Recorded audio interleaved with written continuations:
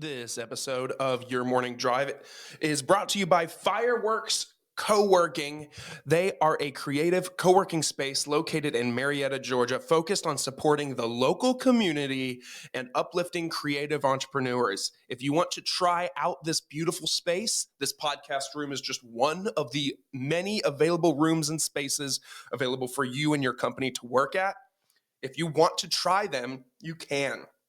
Use code DRIVE at checkout and you'll get a free day pass. So, if you're working from home, if you're working at an office that you don't have to go to, if you're tired of working at your kitchen table where you have to listen to your kids or your spouse or the lawn people in the outside cutting the grass and it's too loud for your Zoom meetings. Well, you don't have to worry about that. You can try out Fireworks Co-working in Marietta, Georgia. It's right down the street from Kennestone Hospital. They are the presenting sponsor of Your Morning Drive. They offer me a beautiful space for me to be able to record my podcast with all of the creators, business owners, and other individuals that I get the pleasure of interviewing, and they can be your home too. So either go to the space, tour the place with the staff, tell them Logan Lewis from Your Morning Drive sent you, or if you're booking online, again, use code DRIVE, DRIVE, for a free day pass to try the space. Your Morning Drive is also present to us by Good Days Canned Cocktails. Good Days are a classic cocktail brand created in a convenient, ready-to-drink canned format for any occasion, whether it's a pool day, a boat day, a beach day, a graduation, a wedding, a bar mitzvah, anything in between. Good Days are there for you. Good Days are ahead when they are in your cooler, your fridge, your anything in between. Good Days has your back. If you want to be one of the first to try their drink, you can do so by visiting drinkgooddays.com/pages/find-us to find a store near you selling their drink. Of course, you must be 21 years of age to consume and purchase. Hey, friends. Another partner of this podcast are the Patch Boys of North Atlanta. If you need top-notch drywall repair and renovation services, the Patch Boys of North Atlanta have you covered. With almost 300 five-star Google reviews, they're a fully insured, locally owned father and son team committed to quality. Their expert technicians deliver seamless repairs, and with the Reno Boys, they handle everything from drywall to full renovations. Plus, they give back by partnering with the Center for Family Resources to reduce childhood homelessness. Trust the Patch Boys of North Atlanta to take care of your home, start to finish.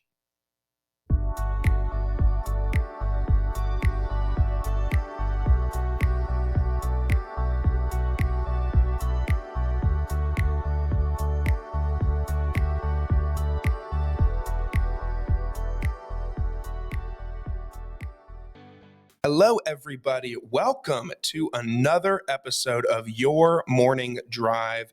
I am the host with the most, Logan Lewis. It is great to be back with everybody this morning. A couple quick notes before we jump into our guest today. If you want to listen to the show, you can do so a couple different ways. You can listen to it on Apple Podcasts. You can listen to it on Spotify, on Stage Dive, on YouTube in full video if you would like to as well. If you want to follow along and support more than just listening or watching, you can do so by, of course, following on the socials. Everything is just at Your Morning Drive. Everything is the same handle, no underscores, no capitals, no nothing. It's just all Your Morning Drive on all the platforms. And on those platforms, you get social media clips, you get behind the scenes, you get stuff about the sponsors, you get all kinds of sorts of tidbits, and you get to learn about the show and me throughout the process. My guest today has been in the world of country music since her birth in the hometown of Powder Springs, Georgia. From joining her father, Travis Tritt, on tour as an infant to starting dance at age 3 and competitive dancing at 6, her early life was a testament to her diverse talents, including piano, gymnastics, and even earning a black belt in karate. At 14, she made her recording debut, collaborating with her father. Sometimes Love Just Ain't Enough, which sparked her professional music career. Since then, she has performed on hundreds of stages nationwide, opening for acts like Sheryl Crow and achieving her first sold out show at the Roasting Room in South Carolina. Her solo career launched in 2017 with her single Perfect, showcasing her voice and songwriting power. The year 2023 marked a breakthrough with the release of her singles Porch and Texas Hold'em, both drawing significant attention and airplay. Please welcome my new friend, Tyler Reese Tritt. Tyler, how are you? I am fantastic. How are I you doing am today? over the moon, excited, little stressed because funny enough, the people listening or watching don't know, but we just had a little audio thing. But before we started, I just bought this brand new microphone, right? I just bought this brand new Rode, nice microphone. And I've been sitting here for like 45 minutes trying to figure it out. I had my wife on FaceTime with me trying to like troubleshoot it and see if she could hear me. And the thing just doesn't work. I don't know if I'm just not techie either and I just can't figure it out. But I have been sweating bullets for the last hour. So when our audio thing happened just now, And then it's not even your mic that quit working. I was It was like, mine. oh my God, what is happening right now? But nonetheless, we're here. We're happy. It's a Sunday. How's your week been? What's been going on for you? It's been pretty busy, honestly. The first part of the week was pretty slow coming into it. And then Thursday hit, and it was like, bam, we were in, where did we fly out to Thursday? Pittsburgh. And then played at the Bob Evans Festival, which was awesome because I got to see his house and where the Bob Evans got started. Sure. And that was Friday. And then I had to get off the stage, boot, scoot, and boogie 2 hours to the airport to Columbus and try to catch an 8 o'clock flight, which I was able to. And yeah, and then it was pretty chill after that. Wow. That's incredible. That's incredible. You're busy. So I told you off mic and I'll tell you again on mic. Thank you for taking the time to be here with me. It's so cool. Not a problem at all. So let's rewind. Let's go back. I mean, in that intro, you had the entertainment in your blood.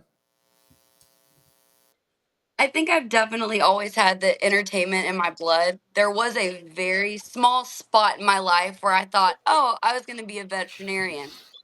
That requires a lot of school. I don't like school. So I was like, yeah, that's probably not for me. And then just doing, being in dance competitions and piano recitals and just always being on the stage, it was just such a feeling of at home and this is what I was supposed to be doing. So once I graduated, obviously, I wasn't dancing anymore. And I was like, I always knew I wanted to sing, but I wasn't really too sure because it was a lot different from dancing on stage and singing on stage. And I didn't realize that until I had got into it. And the first time I went on stage to sing, I remember I was shaking in my boots. Like I could barely hold the mic still. And my dad just looked over because I was on stage with him. That was the first time I'd ever gone out. And he just looked over at me and he was like, hey, it's okay. Just calm down. And after we got that song out, it was like, whew. It was such a surreal and like, I don't know you can't even really describe the feeling. It was such a high and just, I was like, all right, this is what I'm supposed to be doing. Yeah, absolutely. Like, no doubt. And I mean, it's so lucky too to be able to have that moment, not with just some musician on stage that says, hey, it's okay, but your own dad being that guy to be able to guide you through the process and help you through the stage fright and the fears of performing. I mean, what a better duo than that, right? Yeah, that was definitely it came in handy. Absolutely. Having him up there. Because I'm like, what do you do? Do you even get nervous? Yeah, I want to talk about when you were a kid, but before you even started pursuing your own stuff, what was it like growing up in the limelight, kind of? I mean, having a famous parent. I don't want to dive too deep on your dad because, of course, I'm talking to you today, but I want to know kind of the whole life. I mean, living with a famous parent, what's that like for a young kid? I mean, He was really good. Him and my mom were very good about keeping things normal. I guess the only time it really kind of hit us was when we would be out of school or something and we'd go on tour with dad for maybe the weekend or a week or two. And or we got a little bit older and dad would either come to the school and have lunch or would come to some kind of function that we were at. And everyone's reaction of him, we kind of were like, what's going on? Because to us, it was just Right. dad. And him going on stage and singing, like, that's just his job. Like, being young, I really didn't get put two and two together. But getting older, like, you just look back and you're like, wow, like, we had a really cool childhood.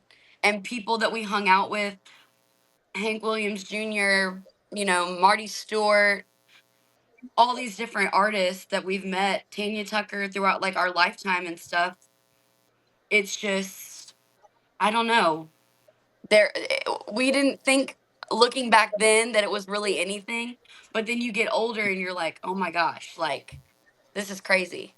But I don't know. I'd say my childhood was pretty normal. That's good. I mean, it does sound like from what you said, I mean, your parents did as best of a job as they probably could have navigating having kids and being a Oh crazy yeah. famous recording artist. I mean, it's not an easy task for anybody. So I mean, whatever they did, I'm sure they did their absolute best.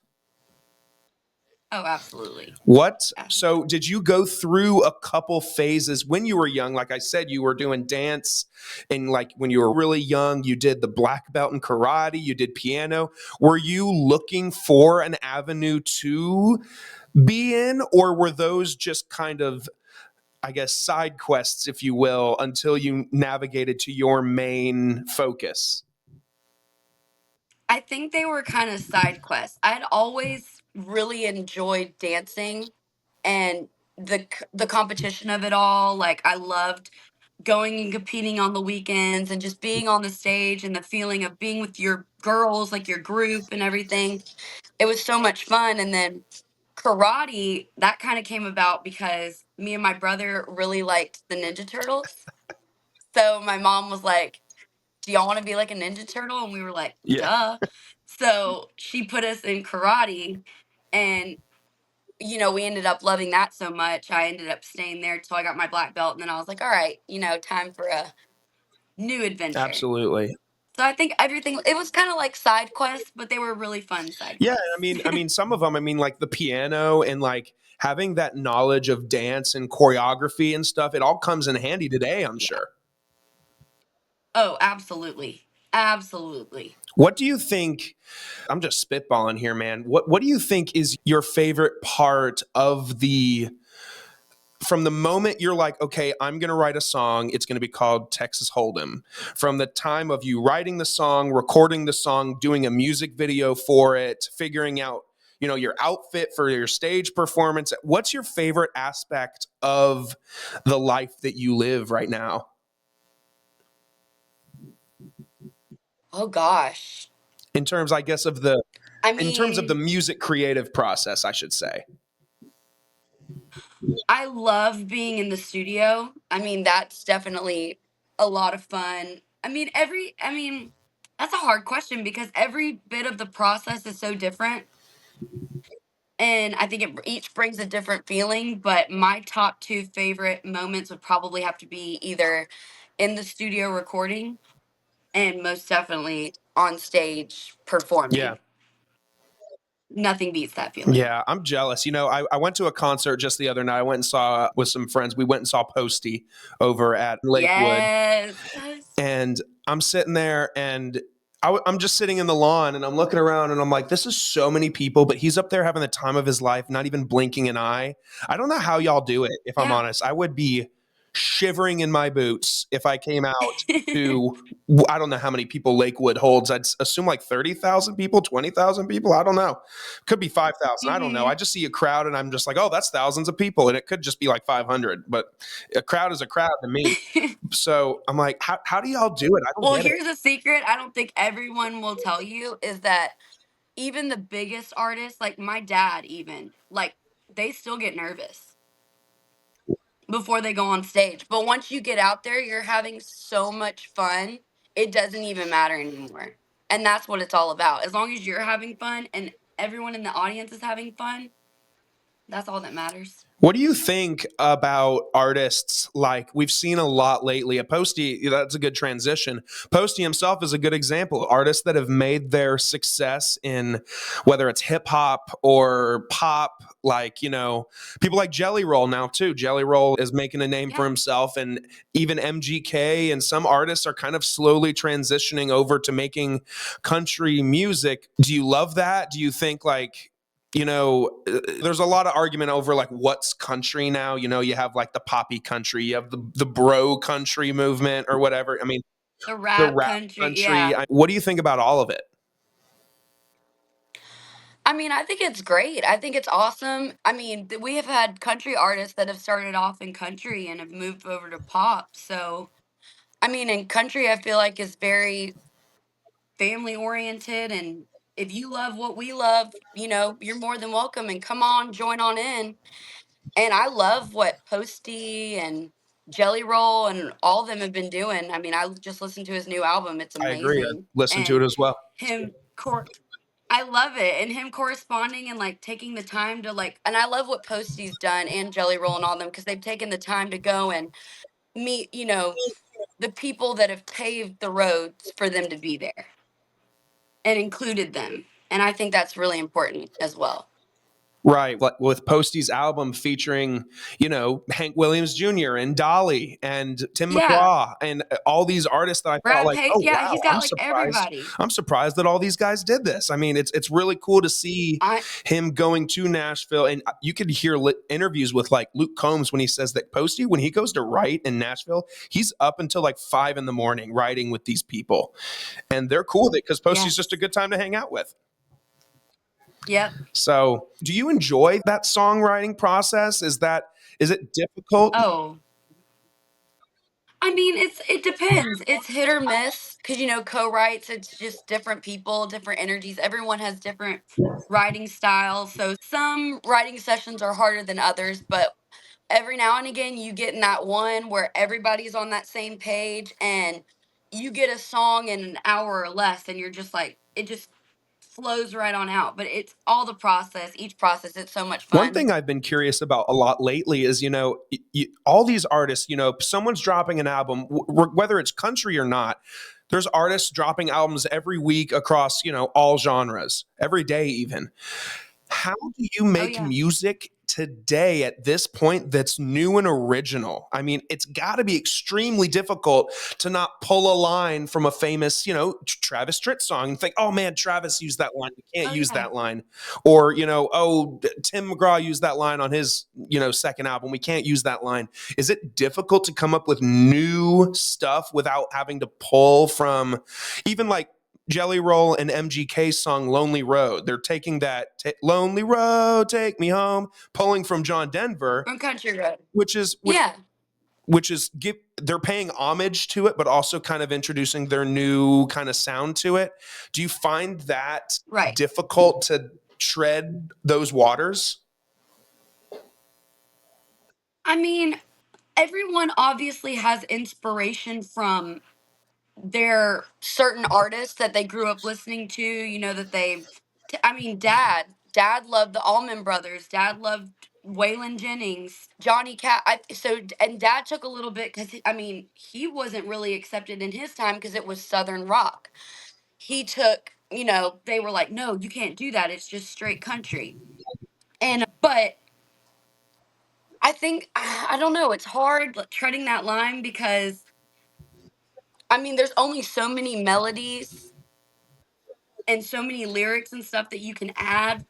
I mean, every song is going to somewhat sound like another song, but I think authenticity and just finding your original sound and, bringing that old school mixed with that new school, I think that's really important. Absolutely. Just finding your own sound. Absolutely. Did your dad, when he was recording, and even you, when you record a lot of your music, are you recording in like a home studio? Do you go to Nashville and record in a studio there? I mean, what's your process? My father-in-law actually I wonder if my father-in-law ever met your dad. My father-in-law worked in a few studios in Nashville, during the times of Waylon Jennings and Johnny Cash. And my father-in-law is very Oh, deep into dang. the music industry there for probably 20 years. He was one of the sound engineers in the booth, and he talks about stories all the time about just knowing country artists on a first name basis. And I'm like, now I'm sitting here wondering if he He ever met your probably dad. does. He probably did. That's really cool. That's really cool. Um, That's so funny. isn't it? It's such a small world too. I mean, it's It really is. and it's funny too. Talking when I first met him, he's telling me stories about how he's smoking a cigarette on the side of the road with Willie Nelson, and I'm like, "You're smoking a cigarette with?" Because I'm a fan, and he just talks about it like Willie's just his coworker. He's like, "Oh, that's just another day at Like the it's nothing. office," and it's like, "Wow, man! Like I can't even." I'm not like a starstruck kind of guy. I mean, obviously, if I see Travis Yeah. Tritt taking a jog, I'm gonna be like, "Holy shit, it's Travis Tritt!" But I'm not gonna, chase him down. I'm just gonna say, "Oh, that's really cool." And that's one thing that my father-in-law has always said is like, they're normal people. They just want to live their life. They want to Oh, go yeah. on a jog. They want to smoke a cigarette outside. They want to go to Longhorn and be able to sit at the bar and have a drink and a meal without constant oh my god, oh my god, oh my god. Like it's how do you as someone who's growing up in this time of social media, I mean your dad didn't have that. I mean, Oh, no. what's that like navigating this lifestyle with eyes constantly on you? Hey guys, I want to talk to you a little bit about the company that makes your morning drive happen every week. Are you looking to elevate your business and your brand? Hammerhead Creations is here to help. They offer top tier marketing services, including social media management, website design, and Google page optimization, ensuring your business reaches the right audience.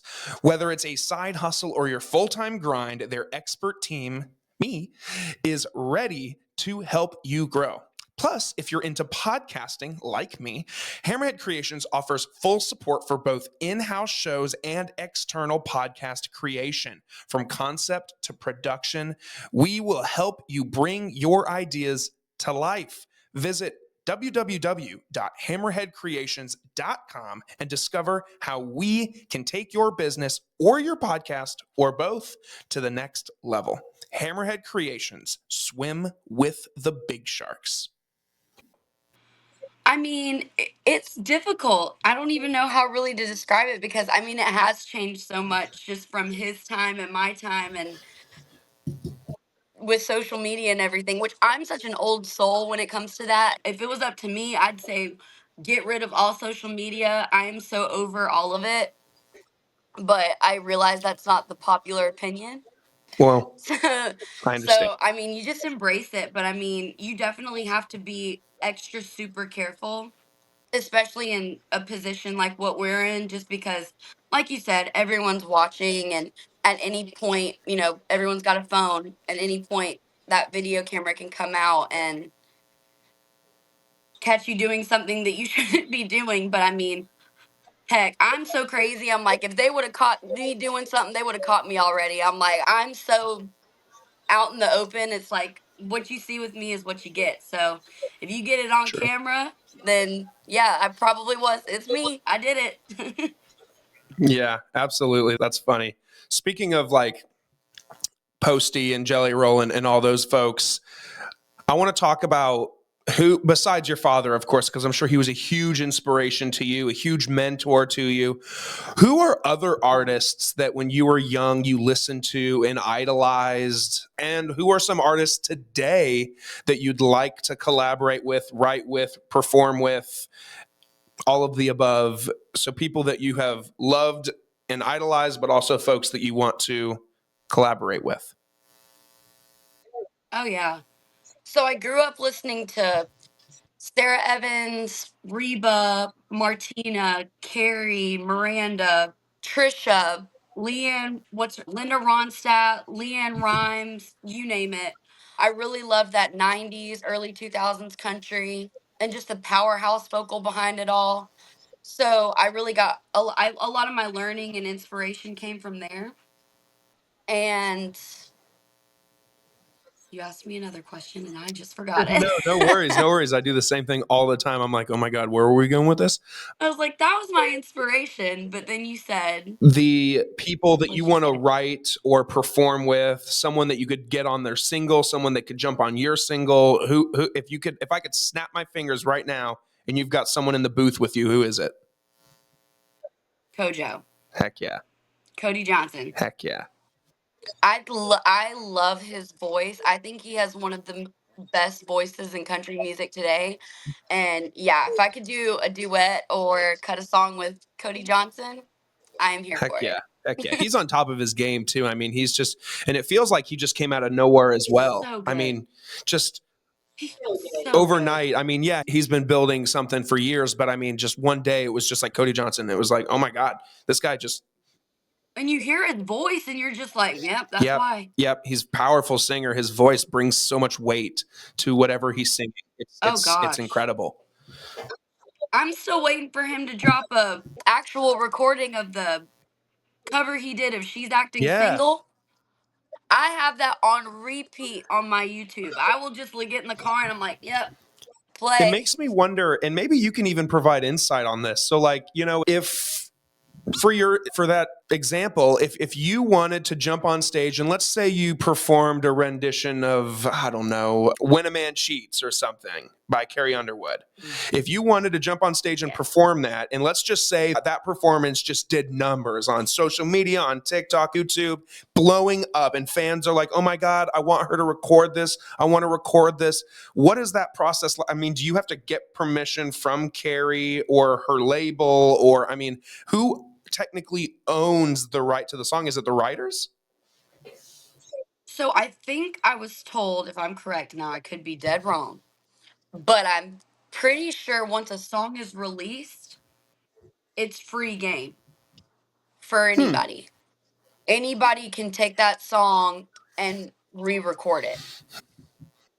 I'm pretty That sure. would make sense. I'm But at the same yeah. time, I'm wondering, like, let's say you perform a song, you wrote a song yourself and it did fine, but then let's say another artist let's say Keith Urban picks it up, records it, and it does crazy numbers. Do you as the writer get any kind of kickback for his success on that?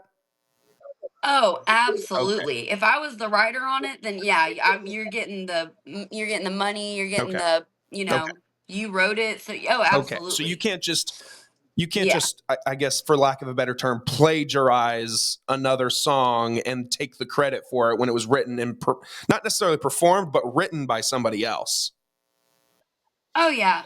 Well, it's happened. I mean, it's happened multiple times where other artists have cut songs that another artist has cut and it's blown up. I mean, Dad's song Trouble, that was originally an Elvis Presley Mm-hmm. song that he had cut, released, and everything. But Dad heard it and did his version of it and blew up. Yeah, and it reminds me of, I think Cole Swindell did it a few years ago. He cut a bunch of songs that he had written for Aldine and Luke Bryan and Florida Georgia Line. He cut his own versions, but I cut because I'm pretty sure he was the original, or at least one of the original writers on all of those songs. So I was like, oh yeah, that's cool to know Yep. that Cole wrote some of those crazy songs. It's unbelievable to find out people like Hardy that have written hundreds of the biggest hits in country. It's just Oh crazy to God. find out who's behind an earnest, crazy writing. We Oh would have yeah. thought. I mean, it's just insane. It is insane. I'd love to. If I could jump in the studio with anybody, I am not vocally talented in any sense of the way, but if I could jump in the studio and or in a writer's room and make some magic with Ernest, that'd make my day. Oh He's I feel like yeah. underappreciated, but And so no, he is. He's so talented. yeah, and he just seems like So a homie, talented. like somebody I just want to knock back some drinks with and just watch football Yeah. or just hang out with. Yes. Let's talk about Texas Hold'em. I listened to that on repeat on the way to the studio today. And Oh, yeah. how did that song come about? Did something occur to you to like, I need to write this down? Is that how your process is? Is you think of an idea and you're like, oh my God, I need to jot it down real quick? Like, how did Texas Hold'em come about? So normally, yes, when I do have an idea or something pops up in my head, I get on my phone real quick. I have a whole list of song ideas in my notes. But Texas Hold'em came about. Jada Dryer, she's a very known and very respected songwriter in Nashville, and she had reached out and pitched me a whole folder of songs. And I was going through and just listening to them, and all of them were just so amazing. And I remember I was like, I think that was maybe like around December, January. I was like, all right, I'm going to put a hold on these because other things were kind of happening. And amongst all the other things that were happening, my ex boyfriend at the time had messaged me and asked to come to Texas to see him. And we had been broke up for a while, but we were still good friends.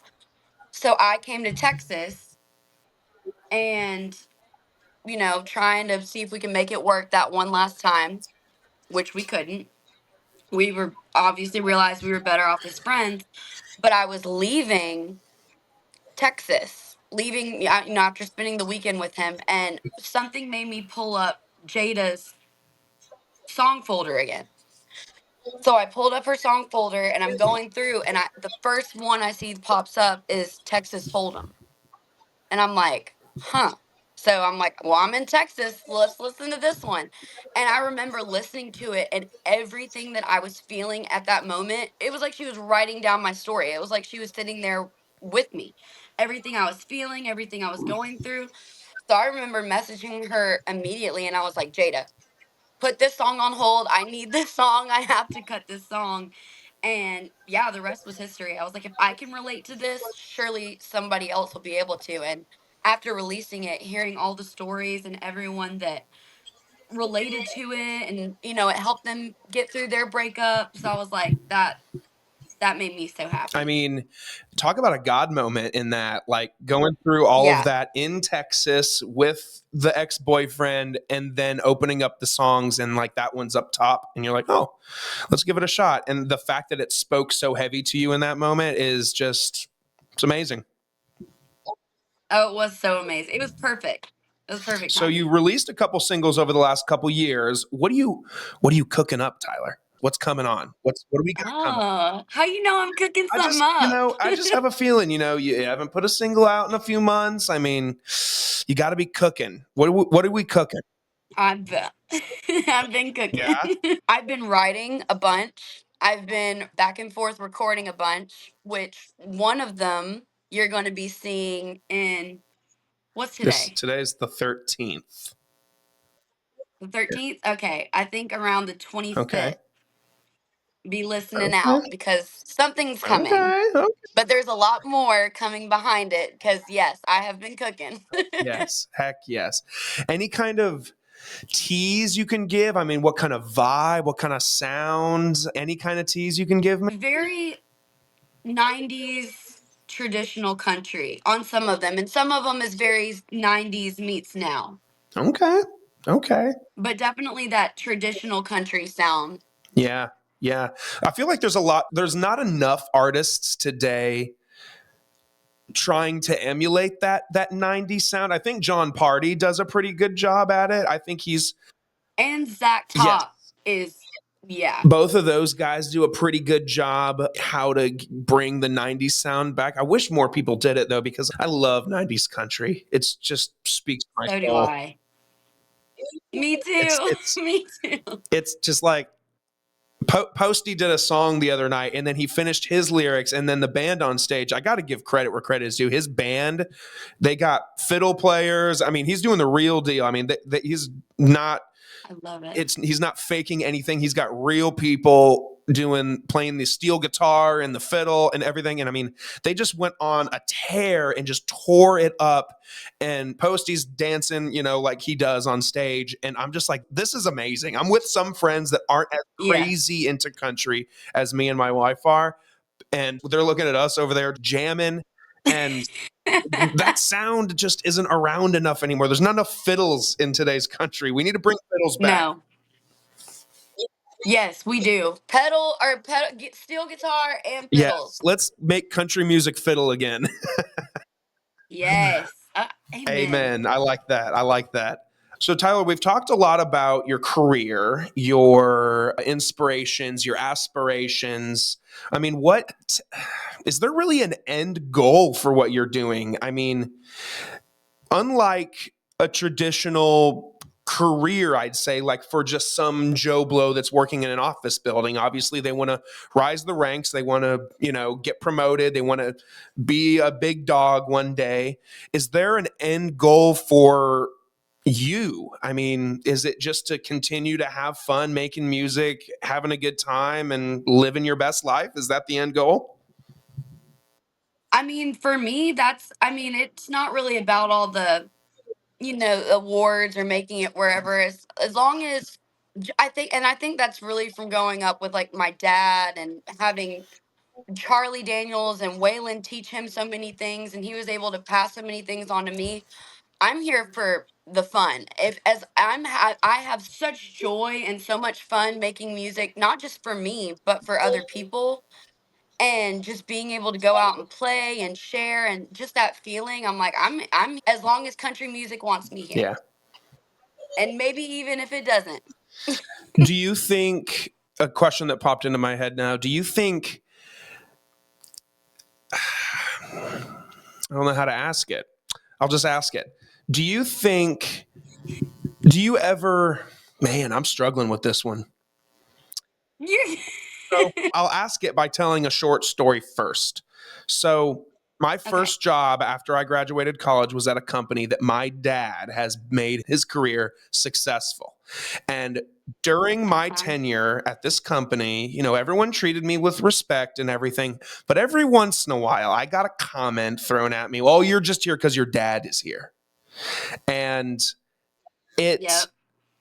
at the time, I don't know if I thought as much of it than I do now. Because to now, I'm like, F y'all. It's dad may have gotten me here, but I've kept me here. Like my own work ethic, Exactly. my own reputation, my own values has what's kept me here instead of moving on or instead of y'all telling me I'm not welcome here anymore or whatever.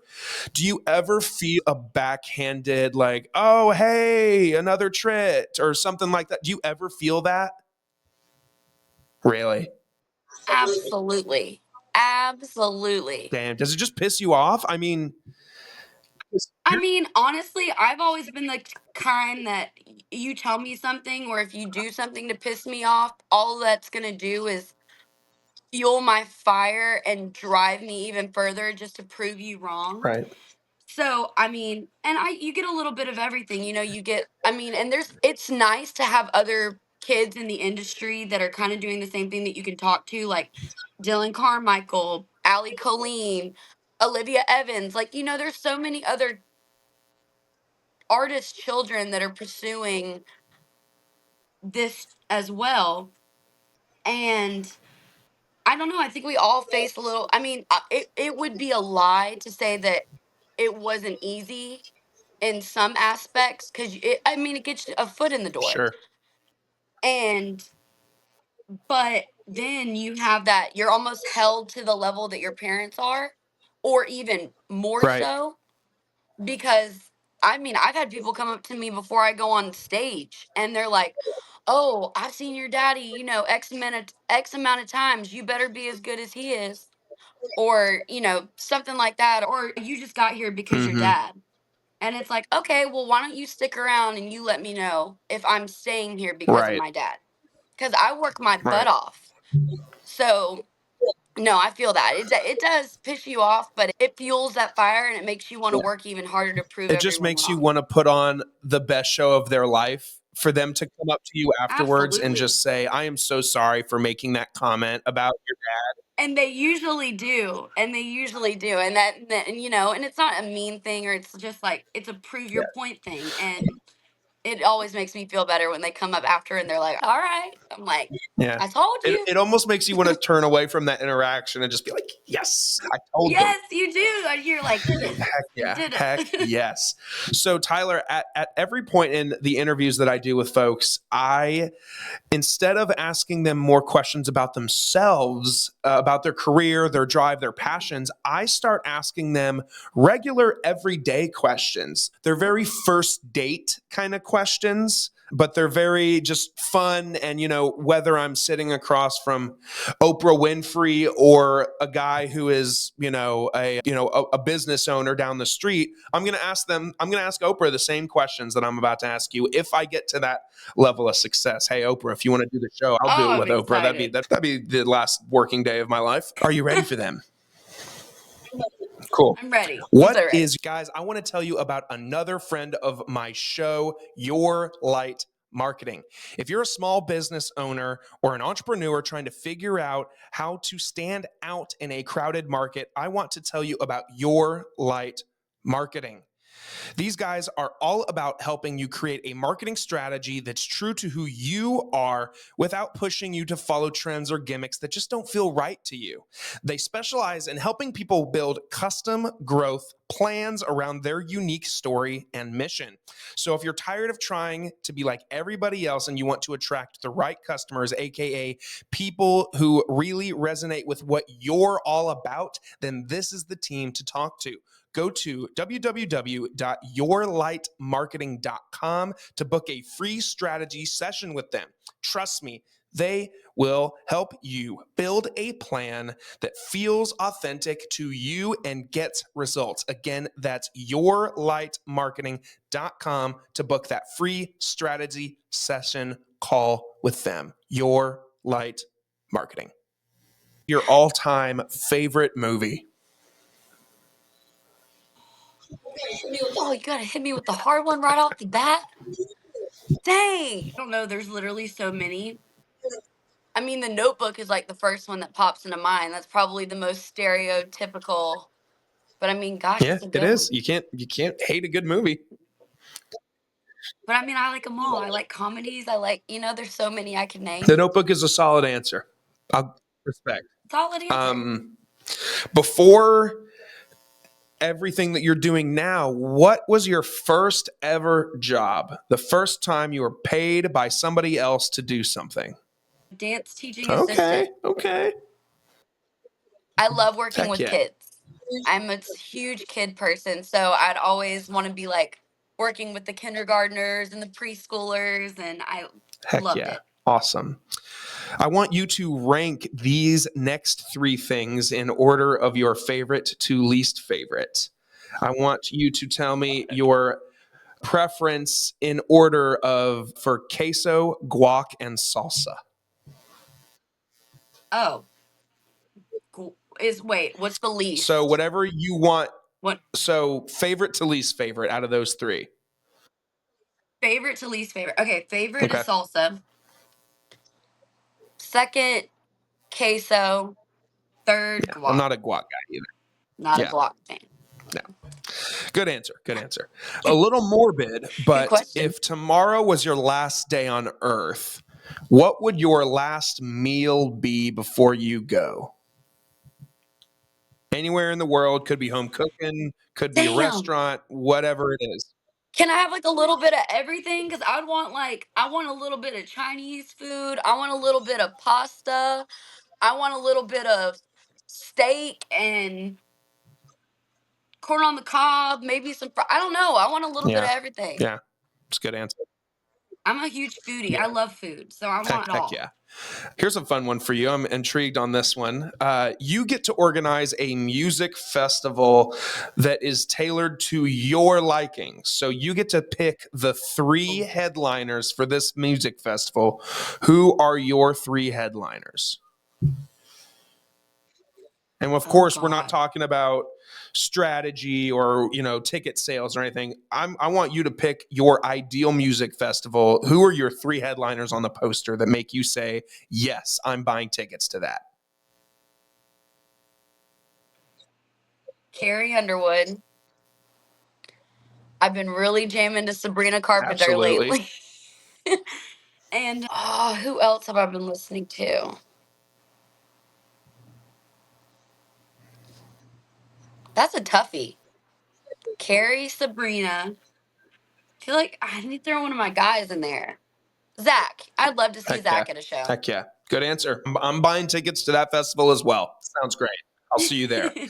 On a day, I'm sure this doesn't occur much anymore for you, but when it does, what does a self-care day look like for Tyler Reese Tritt? When you have no music, no stage obligations, no family obligations, it's a day that you get to take care of you. What are you doing? I am in my comfy clothes, eating my junk food, and binge watching my favorite TV show with my dog on my Heck chest. yeah. Simple and sweet. We love Simple it. and sweet. Because that is also my day, is just sitting around doing absolutely nothing. The Doing screens nothing. are all on the other side of the room. I am just Ugh, binging whatever I want to watch with someone by my side. it's the best feeling Truly, ever. truly. A couple of serious ones to carry it out. What does success look like to you? Oh gosh, that could have so many Mm-hmm. different. I think it's really a perspective. For me, I mean, success would mean just leveling up in my career every way, being accepted by my peers and being successful not only in my career life, but also personally, being a mom and being a wife and being able to do what my dad does and balance both. I think that's success, and because it leads to happiness, and he truly is Sure, happy. sure. I love that. Do you know the expression, a hill that you're willing to die on? What Yes. is a hill that you're willing to die on? Pineapple doesn't Let's belong on pizza. go. She's got, I will not die. only is she mega talented, not only does she have a black belt in karate, but she also believes that pineapple does not belong on pizza. Let's go.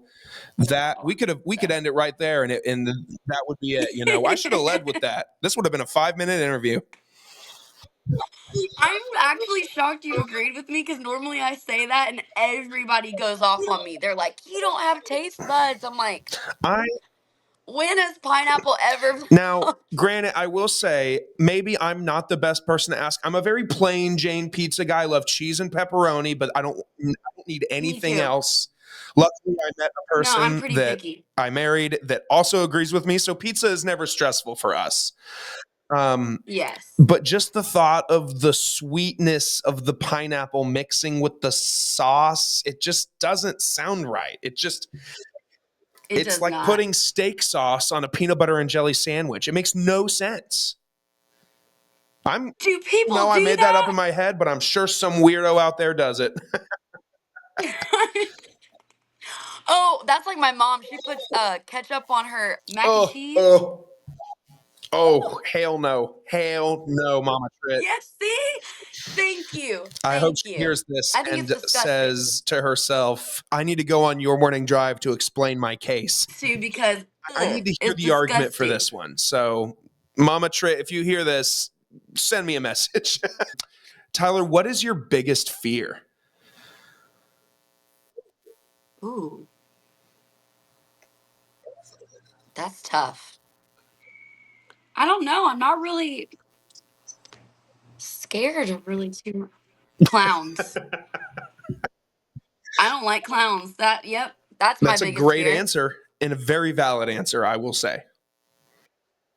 Yeah, 26 years old. You can still, yeah, you want to scare me? Come up to me in a clown outfit.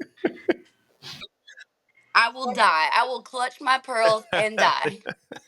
All right. And lastly, Tyler, 10 years from now, where are you? Where's your career? Where's your music? Where's your reputation amongst your peers? Where are you in 10 years? hopefully I'm up there with the Lainey Wilsons and the Miranda Lamberts and the everyone who I idolize. And who knows, maybe I'm married, maybe I have a baby. Who knows? That would be nice. Have the best of both Heck worlds. yes. Heck yes. Well, luckily, this episode is going to drop in a couple days, actually. So it will drop before this upcoming tease that we talked about earlier. It'll come out before then. So obviously, I want people to keep an eye out for that. But Tyler, I'm going to now let you have your space to advertise. Tell the world where they can find you, how they can find you. I will, of course, link everything that Tyler talks about in the description, so it's easily findable. You don't need to go searching. You can just tap on a link and it'll take you straight to her stuff. But Tyler, what do people need to know about Tyler Reese Tritt? I mean, if you want to follow me or keep up with anything, I'm on Facebook, Instagram, TikTok. I'm not as active on TikTok as I should be. I'm working on it, but that's where you can find me, and just under Tyler Reese Tritt. Heck yeah. So yeah, I'll put links to her socials. I'll link her Apple and Spotify links as well, so you can find her on your streaming platform of choice. Tyler, thank you so much for giving a little guy like me the opportunity to talk to somebody as awesome and huge as you are. I truly appreciate it. No, thank you so much for having me. I love your music. I love your father's music. I am a fan. So to my parents, I was on FaceTime with them before this, and I was like, "Yeah, I'm interviewing Travis Tritt's daughter here in like an hour." And my dad was like, "What?" He was like, "Can I be there?" And I was like, "I mean, I guess you'll just have to sit awkwardly in the corner, but I mean, yeah, you can be here." He was like, what a crazy honor that Aw, is for you to be able to sit down with his daughter that's making a name for herself as well. My parents are huge into country music as well. So, I mean, it's just, you've that's so done some good sweet. stuff so far, Tyler, and I can't wait to see what you do next. Well, thank you very much. Thank Absolutely. you. So, guys, again, like I said at the top, if you want to follow me, you can do that on Instagram. My personal is Logan A. Lewis. The show, of course, is Your Morning Drive on Facebook, LinkedIn, TikTok. Same with Tyler. Not as active on TikTok as I should be, but I am also trying to figure that out. So, we'll make sure we throw, of course, her links in the bio, and we will see you guys next time. Thanks so much. Goodbye, everybody.